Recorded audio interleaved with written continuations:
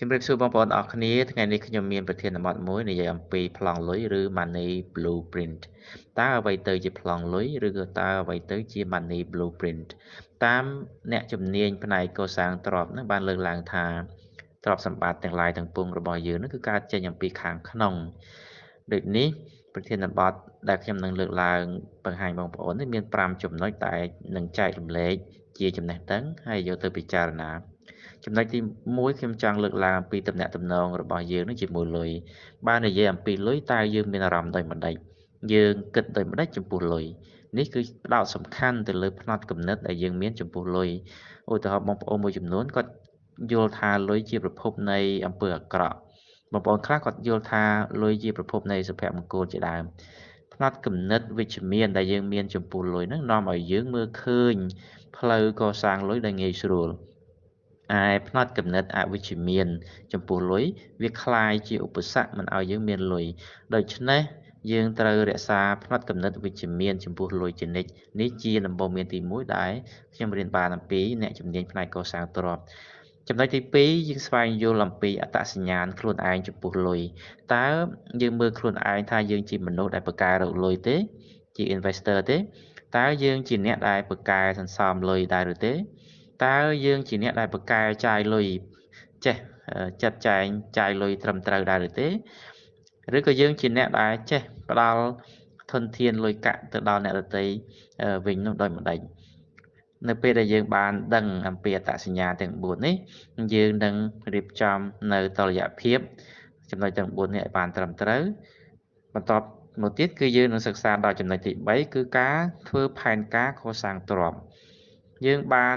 មានផ្នត់គំនិតវិជ្ជមានចំពោះលុយហើយចំណុចទី1ចំណុចទី2យើងបានស្គាល់អត្តសញ្ញាណខ្លួនឯងចំពោះលុយទាំង4ចំណុចហើយចំណុចទី3យើងចាប់ផ្ដើមកសាងផែនការនៃការកសាងទ្រព្យនៅក្នុងចំណុចទី3នេះមានសំណួរមួយគេសួរយើងថាតើអ្នកត្រូវការលុយប្រមាណក្នុងដំណើរជីវិតពេញមួយជីវិតរបស់បងប្អូនហ្នឹងតែយើងត្រូវការលុយប្រមាណលានរៀលប្រមាណលានដុល្លារបងប្អូនខ្លះនៅពេលដែលខ្ញុំសួរសំណួរនេះទៅគឺពួកគាត់ពិបាកនៅក្នុងការឆ្លើយនៅចំនួនទឹកលុយពិតប្រាកដដែលគាត់ចង់បានណានេះជាចំណុចមួយដែលជារបាំងរារាំងយើងមិនអាចបង្កើតលុយកាក់បានព្រោះយើងអត់ដឹងថាយើងត្រូវការលុយប្រមាណទេនៅក្នុងបែបចិត្តសាស្ត្រនៃការកសាងទ្រព្យគឺគេឲ្យយើងសរសេរចំនួនពិតប្រាកដដែលយើងចង់បានយើងត្រូវការ10លានដុល្លារយើងត្រូវការ50លានដុល្លារឬក៏យើងត្រូវការ100លានដុល្លារឬច្រើនជាងនេះយើងត្រូវតែសរសេរវាចុះដូច្នេះចាប់ពីថ្ងៃនេះទៅបងប្អូនត្រូវតែកំណត់ឲ្យឃើញថាយើងត្រូវការលុយប្រមាណ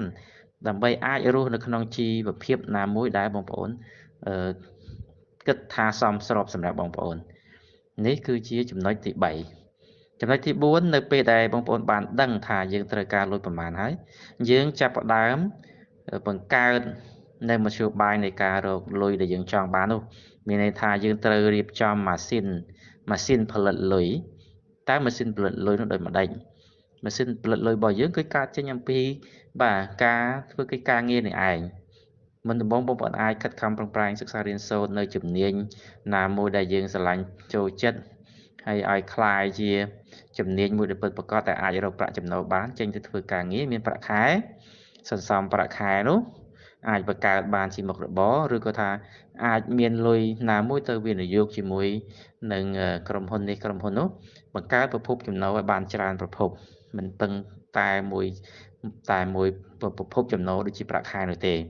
នេះជាចំណុចសំខាន់ដែលយើងត្រូវតែរៀនព្រោះអីចំណុចនៃការបង្កើតម៉ាស៊ីនផលិតលុយនេះគឺយើងត្រូវការរៀនច្រើនចំណុចច្រើនរបៀបនៃការស្វែងរកយុទ្ធសាស្ត្ររកវិធីសាស្ត្រនៃការប្រាក់ចំណូលបន្ទាប់ពីយើងបានបង្កើតម៉ាស៊ីនផលិតលុយបានច្រើនប្រភពហើយចំណុចទី5គឺដល់ពេលដែលយើងត្រូវរៀបចំប្រព័ន្ធគ្រប់គ្រងប្រាក់ចំណូលលំហូរលុយរបស់យើងឲ្យបានរីកចម្រើនឲ្យមានស្ថិរភាពមានការការពារមានសុវត្ថិភាពមានឯករាជ្យភាពរហូតទៅដល់យើងអាចកសាងដល់ដំណាក់កាលចុងក្រោយគឺសេរីភាពហិរញ្ញវត្ថុនេះឯងដែលយើងអាចរក្សាធនធានទ្រព្យសម្បត្តិតជំនាន់ពីកូនចៅមួយទៅកូនចៅមួយទៀតដោយមិនមានការព្រួយបារម្ភនេះជាចំណុច ទាំង5ដែលខ្ញុំចង់បង្ហាញបងប្អូនអំពីបាទប្លង់លុយឬក៏ថា money blueprint ដែលបងប្អូនគួរតែពិចារណារៀបចំដំណើរនៃការកសាងទ្រព្យសម្បត្តិនេះដូច្នេះបើសិនជាបងប្អូនយល់ថាប្រធានបទនេះមានសារៈប្រយោជន៍បងប្អូនអាចជួយ share និងជួយ like វីដេអូនេះផងបាទសូមអរគុណច្រើន